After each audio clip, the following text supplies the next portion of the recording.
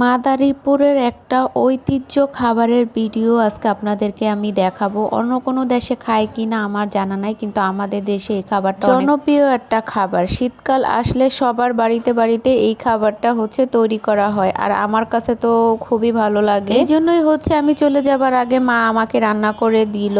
So hello everyone, আসসালামু আলাইকুম। সবাই কেমন আছেন? আশা করি ভালো আছেন, আমিও ভালো আছি। প্রতিদিনের মতো চলে আসছি নতুন আরেকটা ভিডিও নিয়ে। এই যে দেখেন, এখানে আমার মা একটা লাউয়ের অর্ধেক পরিমাণ কুচি করে, একদম কুচি কুচি করে কেটে নিছে, মানে একদম সুতোর মতো। এইখানে মা লাউ কুচি করে নিছে, একটা লাউয়ের অর্ধেক পরিমাণে একদম কুচি কুচি করে কেটে নিছে, বললেই চলে, একদম সুতোর মতো। এই খাবারটার টেস্টটাই আসবে, লাউটা যত কুচি কুচি হবে ততই এই খাবারটার টেস্ট অনেক আসবে, মানে যতটুক সম্ভব এটা চিকন করতে হবে লাউটা। আমার মা এইটা একদম নির্ঘুত ভাবে কাটছে, আর লাউয়ের ভিতরে যে সাদা বুকের অংশটা থাকে ওইটা ফেলে দিতে হবে। বুকের অংশটা ফেলে দিয়ে তারপরে লাউটা প্রথমে এইভাবে কেটে নিতে হবে, একদম পাতলা পাতলা করে, কাগজের মতো করে পাতলা। তারপরে দেন ওইভাবে কুচি কুচি করে কাটতে হয়। এইভাবে যত পাতলা করে কাটতে পারেন তাহলেই দেখবেন ঝুরি করতে গেলে লাউটা একদম সুতোর মতো পাতলা হবে। তো আমি আপনাদেরকে পুরোভাবে আর কি দেখিয়ে নিচ্ছি। অনেক দেশে বা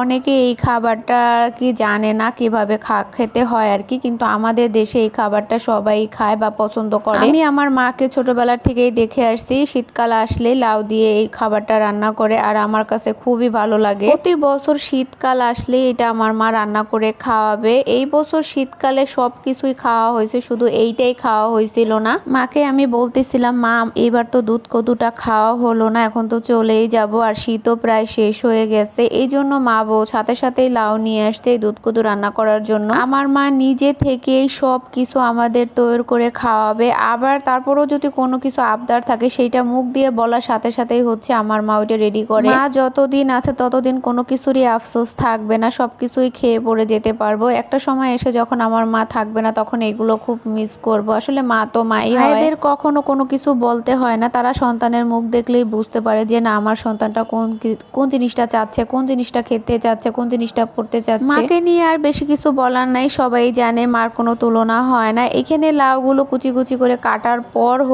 এটা একটু হালকা ভাপ দিয়ে নিছে, নেওয়ার পর এটা এরকম পাতলা একটা কাপড় দিয়ে ঝুলিয়ে রাখছে। এর ভিতরে যে পানিটা আছে লাউয়ের পানি, তারপরে সেদ্ধ করার পরে যে একটা পানি, সম্পূর্ণ পানিটা ওইটা সেকে সেকে একদম পড়ে যাবে, একটু পরিমাণেও পানি থাকবে না। দেখতেই তো পারলেন একদম ঝরঝরা হয়ে গেছে। এরপর এইখানে আমার মা কিছুটা দুধ জাল দিয়ে নিল আগে থেকে। দুধটা ভালোভাবে জাল দিয়ে নামিয়ে রেখে তারপরে পরিমাণ মতো চিনি আর মিঠাই দিয়ে এর ভিতরে লাউটা দিয়ে এখন আমার মা একটু ভাজা ভাজা করে নিচ্ছে। কিছুক্ষণ ভেজে নেওয়ার পর বাকি দুধগুলো মা এখানে দিয়ে দিছে। অনেকে ঘি দিয়ে ভেজেও নেয়, কিন্তু আমার মা ঘি দেয়নি। নামানোর কিছুক্ষণ আগে কিছু সাদা চাউলের গুঁড়ি গুলিয়ে ওর ভিতরে দিয়ে দিছে, যাতে এটা একটু ঘন হয়। এই জন্য এই যে ফাইনাল লুক দেখেন, পুরো খাবারটা রান্না করা হয়ে গেছে। এই খাবারটার নাম দুধ কদু। আমাদের মাদারীপুর জেলার মানুষ এটাকে দুধ কদু বলেই চিনে, অন্য কোন জেলায় খায় বা কি নামে চিনে আমি জানি না। খাওয়া দাওয়া শেষ করে বিকেল বেলা একটু সর্ষে খেতে চলে আসলাম আমার ভাগ্নিকে নিয়ে।